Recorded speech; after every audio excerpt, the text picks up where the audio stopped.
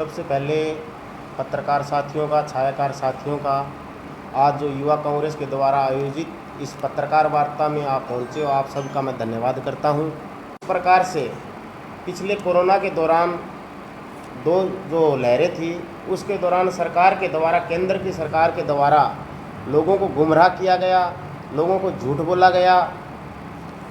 जो भारत में मृत्यु दर हुई, जो मृत्यु हुई, उसको लेके एक बहुत बड़ा खुलासा कल किया है WHO ने। भारत की इस मोदी सरकार ने कहा था कि पूरे कोरोना काल के दौरान केवल मात्र 4,80,000 मृत्यु हुई है। पर जो कल WHO, जिसके कभी चेयरमैन जो भाजपा के स्वास्थ्य मंत्री थे हर्षवर्धन जी, डॉक्टर हर्षवर्धन जी वो थे, उन्होंने जारी रिपोर्ट में बताया है कि भारत में 47 लाख मौतें हुई है। ये एक सबसे विश्वसनीय संस्था है WHO, जो कि पूरे विश्व की स्वास्थ्य सेवाओं की देखरेख करती है, निगरानी रखती है। WHO की रिपोर्ट के अनुसार पूरे विश्व में 1.5 करोड़ लोगों ने अपनी कोरोना के कारण जान गंवाई, और उसमें से एक तिहाई यानी 33% अपने भारत में मौतें हुई, लगभग 47 लाख। पर जो केंद्र की सरकार है, उसने जनता को और देश को गुमराह किया, जैसा कि वो हमेशा से करते आए हैं। जो उनके पक्ष में रिपोर्टें होती है, उनको तो ये कहते हैं कि ये रिपोर्ट सही है, सर्वेज की रिपोर्ट है, और जो उनके खिलाफ में होती है, वो उनको झूठा साबित करने के लिए अलग अलग तथ्य पेश करते हैं। तो आज इनकी झूठ बेनकाब हो चुकी है, क्योंकि विश्व की सबसे बड़ी संस्था WHO ने जो सर्वे किया है, जो आंकड़े जारी किए हैं, अब ये भाजपा के लोग कहते हैं कि WHO की रिपोर्ट गलत है। तो मैं आपके माध्यम से इनसे सवाल करता हूं कि आपने इतना बड़ा झूठ देश के सामने, जनता के सामने क्यों बोला? अगर आप किसी को मुआवजा देने से बच रहे हो, जिन्होंने अपनी जानें गंवाई, किसी ने ऑक्सीजन की कमी की वजह से, किसी ने बेड की कमी की वजह से, किसी ने रेमडेसिविर की कमी की वजह से जानें गंवाई, तो आप अपना पल्ला क्यों झाड़ रहे हो? और जो असली हकीकत में मौतें हुई, वो आपने रिकॉर्ड जनता के सामने क्यों नहीं दिया? और क्यों आपने उनको कुर्सी पर बैठे क्यों कुछ ही परिवार है? लोकतंत्र में लोकमत का ये कैसा अधिकार है? आज हरियाणा की राजनीति पर कुछ परिवारों का कब्जा हो चुका है। कहीं इनके भाई, कहीं भतीजे, कहीं इनकी माँ, कहीं बाप बेटे, हर तरफ परिवारवाद का बोलबाला है। इनको आपके बच्चों की चिंता नहीं है, इनको अपनी औलाद को राजनीति में मंत्री और मुख्यमंत्री बनाने की चिंता ज्यादा है। तो क्या आप चाहते हैं कि राजनीति में आम हरियाणवी के घरों से योग्य और नई सोच वाले युवा आगे आए और राजनीतिक घरानों की लूट की दुकान बंद हो? तो इस लड़ाई में बलराज कुंडू का साथ व सहयोग देने के लिए 7834-800-800 पर मिस कॉल देकर जनसेवक मंच से जुड़े। जनसेवक मंच से जुड़िए। मुआवजा नहीं दिया, कंपनसेशन नहीं दिया। और इसके साथ साथ मैं एक और चीज़ भी बताना चाहूँगा। आज मैं एक और दूसरी रिपोर्ट लेके आया हूँ आपके सामने। ये बेरोजगारी के लिए है। ये रिपोर्ट CMIE की द्वारा है, जो central for monitoring India economy की जो संस्था है सबसे बड़ी। इन्होंने बताया है कि पूरे देश में बेरोजगारी दर 7.83 है, और जो हरियाणा में है वो है 34.5। अब ये लोग इस CMIE की रिपोर्ट को भी गलत बता रहे हैं, और जो WHO की रिपोर्ट है उसको भी गलत बता रहे हैं।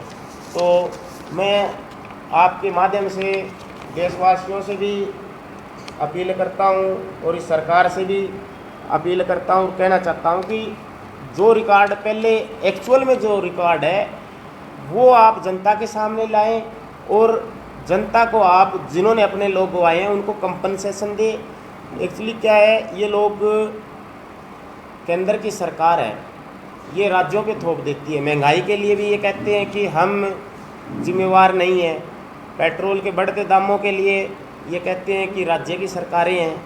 तो मैं इनसे एक ही बात कहना चाहता हूँ, you can't run away from your responsibility. You can't say कि पेट्रोल के लिए राज्य की सरकारें जिम्मेदार है, यू कांट से कि ऑक्सीजन की कमी के लिए राज्य की सरकारें हैं। अब हमारे साथी हैं, ये अपने विचार रखेंगे और आपके जो कुछ सवाल है उनके हम जवाब देंगे। दिनेश पुनिया जी। हमने 2014 से ही हम देखते आ रहे हैं, ये सरकार झूठे आंकड़े, जो मतलब इनकी तारीफ में जो आंकड़े आते हैं उनको तो ये कहती है कि ये आंकड़े सही हैं, और जो आंकड़े इनके खिलाफ आते हैं, चाहे वो कोई भी संस्था दे, उनको ये नकारते हैं। ये हम काफ़ी सालों से, मतलब 2014 से ही देखते आ रहे हैं। अभी WHO के भारत से प्रतिनिधि बनाए गए थे डॉक्टर हर्षवर्धन जी, जो कि केंद्र में मंत्री थे, स्वास्थ्य मंत्री थे केंद्र में, वो WHO के प्रतिनिधि बने थे। उसके बावजूद ये आज WHO की रिपोर्ट नकार रहे हैं, जो कि विश्व की सबसे बड़ी संस्था है, और इनको जो आंकड़े पसंद हो वही ये बताते हैं। अब इससे शर्मनाक बात नहीं हो सकती कि कोरोना में लोगों ने इतनी जानें गंवाई हैं। आप मीडिया बंधुओं के द्वारा दिखाई गई थी गंगा में तैरती हुई लाशें, वो भी इन्होंने जुटलाया था कि ये मतलब इतनी नॉर्मल मौतें भी होती हैं और गंगा में ऐसा मतलब लोग प्रवाहित करते हैं लाशों को। लेकिन आज WHO की रिपोर्ट ने ये साबित कर दिया है कि वो तैरती हुई लाशें हैं, वो कोरोना से मरे थे वो लोग, और इनका जो आंकड़ा था वो फर्जी था, और आज जो WHO ने रिपोर्ट दी है वो बिल्कुल सच है। और ये इसलिए ताकि अपनी सरकार की छवि ये अपनी बचा सकें, इसलिए इस रिपोर्ट को नकार रहे हैं।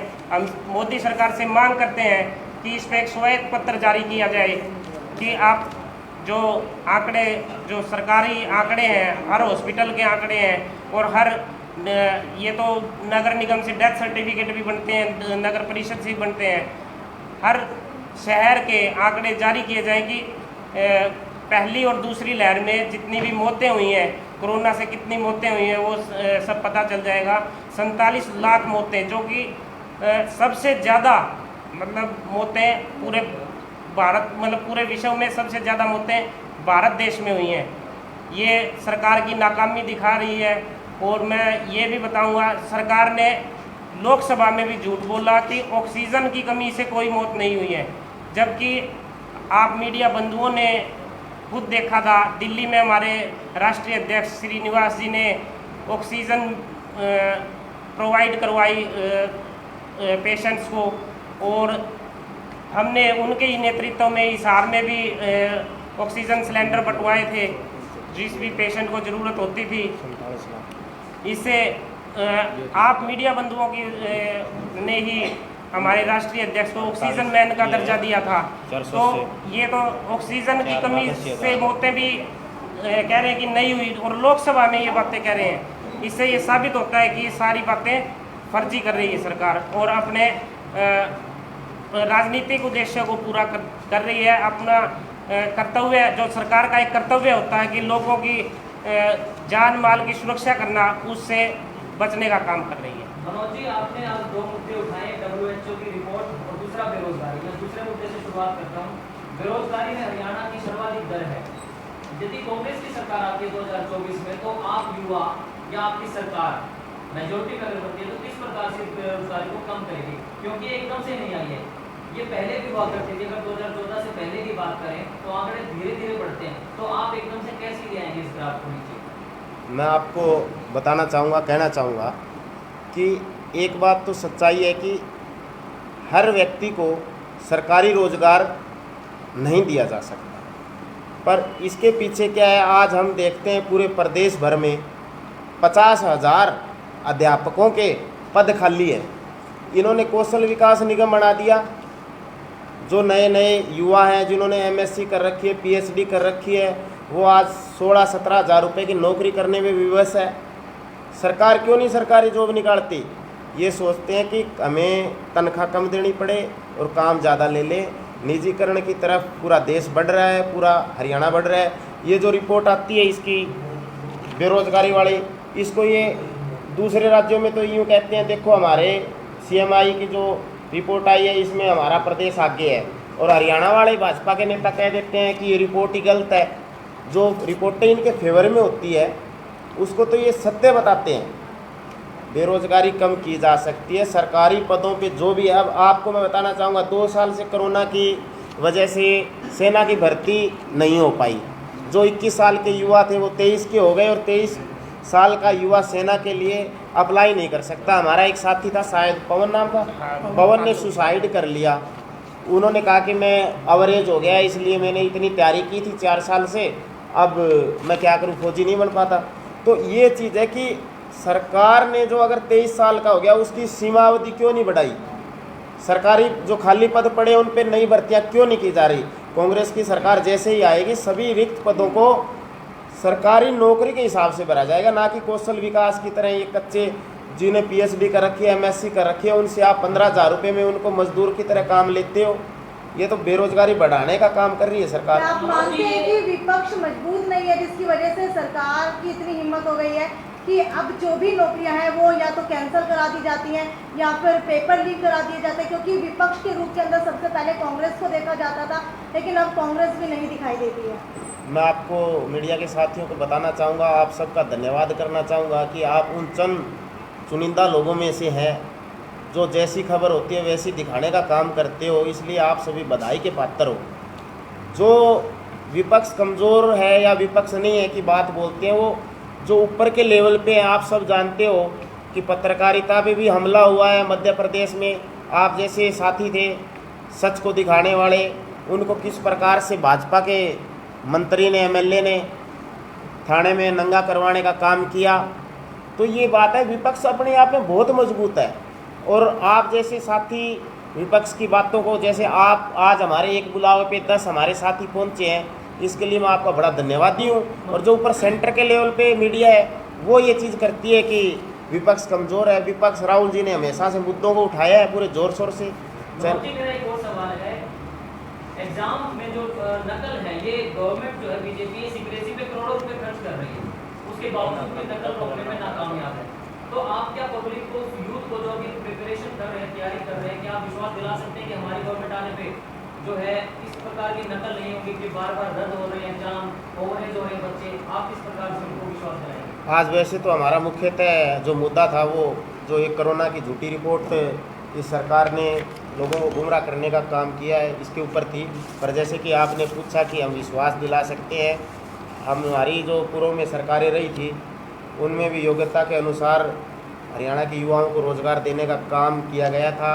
और जो सीक्रेसी की बात आपने बताई, ये सीक्रेसी तो इनकी पोल आप देखते हो, जज का पेपर लीक होता है, कभी कांस्टेबल का पेपर रद्द होता है, जो तहसीलदार का पेपर था वो पेपर लीक हुआ, 1 हफ्ते के अंदर रिजल्ट निकाल दिया। तो यूँ मान के चलिए इनका जो गठबंधन है ना, ये ठगबंधन बन चुका है और ये लोगों को, युवाओं को हतवास करने पे तुले हुए हैं और देश की जनता को गुमराह करते हैं। क्या कांग्रेस जो कहते हैं युवा गुमराह हो रहे हैं बेरोजगारी को लेकर, और डेली जो है कि सुसाइड केसेस बढ़ रहे हैं, 2024 तक कहा जा रहा है हर गांव में लाशें होंगी, युवाओं द्वारा कहा जा रहा है, क्या इसके अवेयरनेस के लिए कांग्रेस की कोई कैंपेनिंग चलाएगी? क्योंकि बहुत ज्वलंत मुद्दा है बेरोजगारी। आपने भी बेरोजगारी की बात कर ली कि कांग्रेस केवल टेबल तक सीमित रहेगी, क्या ये जो जागरूकता कैंपेनिंग भी चलाएगी बेरोजगारी के लिए युवाओं को लिए? आपने देखा भी होगा ट्विटर पे ट्रेंड होते हैं बड़े बड़े जो, उसमें युवा बढ़ चढ़ कर भाग लेते हैं, अपना जो रोष है वो जाहिर करते हैं। और आप कहीं भी आज एक गांव में निकल जाइए, जो हाल पूरा पहले अखबार भरा होता था पड़ा कि है। मोदी और भाजपा, महंगाई, अपराध, लूटपाट, बड़ी लड़ाई लड़कया सरकार बनाई थी। हरिया भी उसी लेकड़ी जिसी पाथली। ठीक कैसे भाई, इन भी दे रखे सब ताई छूट, चाहे कोई कितनी मचाओ लूट, पर आपा करा भी के विपक्ष से ना बोलता दिखता। एक का मानस है मैं माड़ा बलराज कुंडू जो इनके खिलाफ आवाज ठाण लाग रहा से।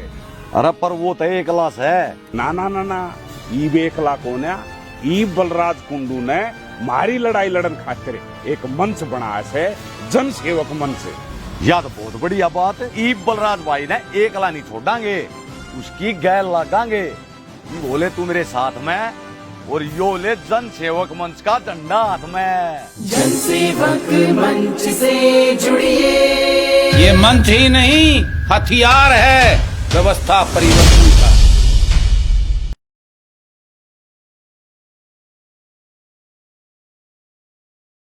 के फेवर में होता था, आज भी बिल्कुल उसके उल्ट मिलेगा आपको।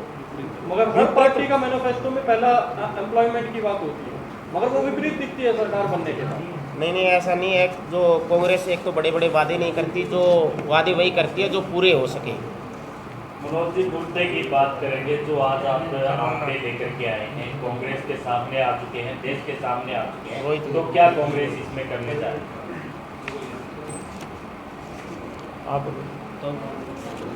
जो ये मुद्दा निकल के आया है सामने, WHO की रिपोर्ट।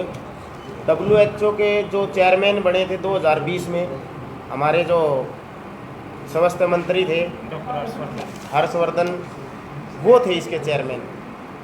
जो इस पार्टी के चेयरमैन थे, उन्हीं के लोग आज उस पर सवाल उठा रहे हैं कि ये रिपोर्ट ही गलत है। तो कांग्रेस जनता को बताने का काम करेगी, और जो इनका चेहरा है वो वैसे भी बेनकाब हो चुका है। हम वो चाहे मीडिया के माध्यम से, सोशल मीडिया के माध्यम से हो, अखबार के माध्यम से, या फिर कैंपेनिंग के तहत जनता को जागरूक करने का काम करेंगे और इन लोगों की हकीकत बताने का काम करेंगे कि आप चलो विकास कर पा रहे हो, नहीं पा रहे, आप उस पर काबू कर पाए नहीं पाए, पर कम से कम भारत की जनता, वोटर एक यूँ मान के चलिए आप देवता के समान होता है, उनके आपने वोट लिए, अब आप उन्हीं के सामने झूठ बोल रहे हो। ये झूठ ज़्यादा दिन चलने वाला नहीं है। अच्छा जी, आज हम ज़्यादा और मुद्दों पर ना ध्यान करते हुए जो हमारा आज का विशेष जो मुद्दा है, प्रेस कॉन्फ्रेंस रखी गई है, जो कि भाई सरकार ने जो आंकड़े दिखाए कि भाई कोरोना के दौरान मृत्यु दर 4 लाख दर्शाई गई सरकार की तरफ से, परंतु वो हकीकत में WHO की रिपोर्ट के अनुसार 47 लाख है वो। तो कोरोना में तो वैसे आप सबको ही पता है, आप सबने हिसार में बहुत, उस टाइम पे भी आपने बहुत अवेयर थे, आप सब यूट्यूबर जो भी हैं। हिसार में हमने कोरोना को बहुत नज़दीक से देखा है, जैसे कि उस टाइम पे जो हालात बने हुए थे कोरोना में, जैसे हर हॉस्पिटल के अंदर, किसी हॉस्पिटल के अंदर भी बेड ना मिलना, ऑक्सीजन से लगातार लोग सड़कों पे ही अपनी जान गंवा रहे थे, और सरकार की तरफ से ना इसके कोई पुख्ता प्रबंध किए गए। हमारे हिसार के विधायक जी द्वारा, ना मेयर जी द्वारा, ना किसी को कोई सुविधा उपलब्ध करवाई गई। सरकार को आप एक चीज़ बताइए, जैसे जो भी सोशल काम होते हैं, जैसे कोरोना हुआ उसके अंदर जैसे सैनिटाइजेशन हुआ, या फिर जो गरीब तबके के लोग हैं, खुद ट्रैक्टर पर चढ़ के 2 साल लगातार, 1.5 2 महीना लगातार पूरे शहर को कि भाई जो भी कोरोना से एक्सपायर होगा उसको 50,000 रुपये बतौर मुआवजा दिया जाएगा। परंतु आज तक आप मीडिया वाले साथी बता दो कि भाई कितने बंदे हिसार के अंदर एक्सपायर हुए, किसी एक को भी वो कंपनसेशन अगर मिला हो तो वो कहने लायक हो जाए सरकार कि भाई हमने कुछ किया।